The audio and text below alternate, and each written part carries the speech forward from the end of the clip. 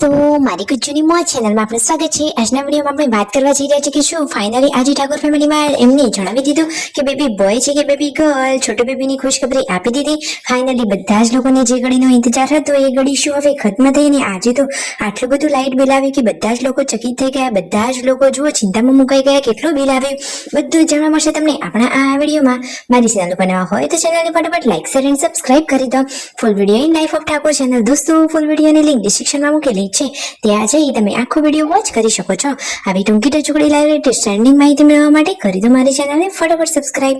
તો ચાલો દોસ્તો, વધારે રાહ ન જોતા આપણે વિડીયોની શરૂઆત કરી દઈએ છીએ। તમે વિડીયોમાં લાઈવ જુઓ કે આજે તો સંજયભાઈ અહીંયા છોટુ બેબીના ફોટોશૂટ માટેની બધી જ તૈયારીઓ કરી રહ્યા છે। મસ્ત મજાનું ડેકોરેશન કરી લીધું છે। હવે થોડીક ક્ષણોમાં છોટુ બેબીને જોરદાર ફોટોશૂટ થઈ જવાનું છે। તેમના મમ્મી અહીંયા શાકની તૈયારીઓ કરી રહ્યા છે અને શિલ્પા ભાભી અને જાનુબેન અહીંયા ગરમા ગરમ રોટલીઓ બનાવી રહ્યા છે। તો મસ્ત મજાની દેશી ચૂલા ઉપર તેઓ રોટલીઓ શેકી રહ્યા છે। હવે જમવાનું રેડી છે। તો જુઓ સંજયભાઈ ને તેમના મમ્મી જમવા માટે બેસી ગયા છે।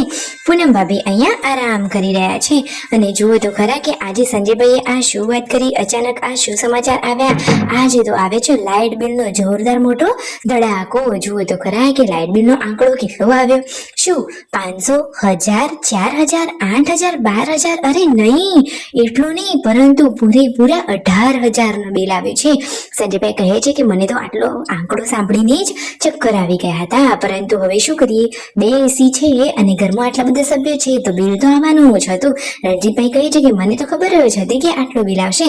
સંજયભાઈ કહે છે કે મને તો આટલો અંદાજો ન હતો કે આટલું બધું બિલ આવશે। તેમના મમ્મીને તો યકીન જ નથી થતું કે આટલું બધું બિલ આવ્યું। અરે દોસ્તો, 2 એસી છે એટલા માટે બિલ તો આવે જ ને, સાચી વાત ને દોસ્તો? તો જો તેમના મમ્મી કહે છે કે અરે સાચે આટલું બિલ આવ્યું છે કે અગાઉના મહિનાનું પણ બાકી હતું એટલા માટે આટલું બિલ આવ્યું છે? તો દોસ્તો તમને શું લાગે છે, આ 2 મહિનાનું જ બિલ હશે કે આગળના 2 મહિનાનું પણ બાકી હશે?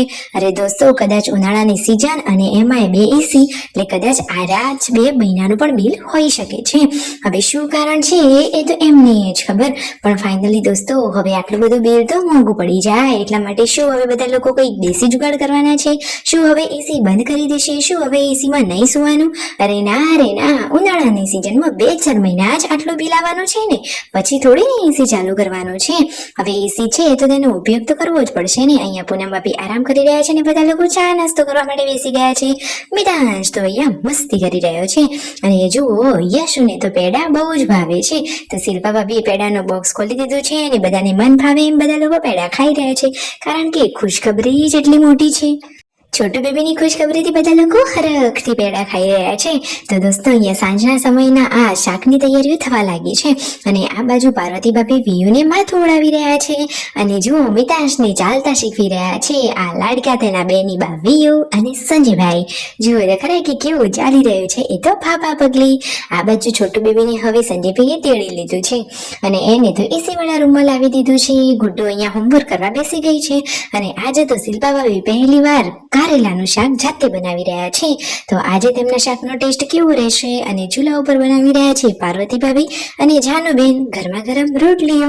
તો હવે જમવાનું રેડી છે ને આ બાજુ સંજયભાઈ છોટુ બેબીને લઈને બેઠા છે અને ફાઇનલી શું આજે તેમને જણાવી દીધું કે બેબી છે કે બાબુ છે? શું તેમને ફાઇનલ મંતવ્ય તેમનું શું કહ્યું? તો તેમની વિગતવાર વાત કરી કે દોસ્તો અમને એવું જણાવવામાં કઈ જ પ્રોબ્લેમ નથી, પરંતુ એમને ત્યાં એવો રિવાજ હોય છે કે છઠ્ઠી પૂજન થાય એના પછી જ કહેવાનું, કારણ કે વિયુ વખતે એમને આવું કહેલું હતું તો બધા લોકો એમને બોલતા હતા એટલા માટે તેઓ કહેતા નથી, બાકી એવું કઈ જ કારણ નથી। જો છઠ્ઠી પૂજન થઈ જશે પછી તેઓ સામેથી જ જેન્ડર રિવીલ કરી લેવાના છે એવું તેમને અહીંયા વિડીયોમાં કહ્યું છે। તો તમને એમની વાત સાચી લાગી કે નહીં? આપણે પણ એમની વાતથી સહમત છીએ। તો વિડીયો ગમે હોય ને આવતી અપડેટ મેળવવા માટે ચેનલને ફટાફટ કરી લેજો લાઈક, શેર એન્ડ સબસ્ક્રાઇબ।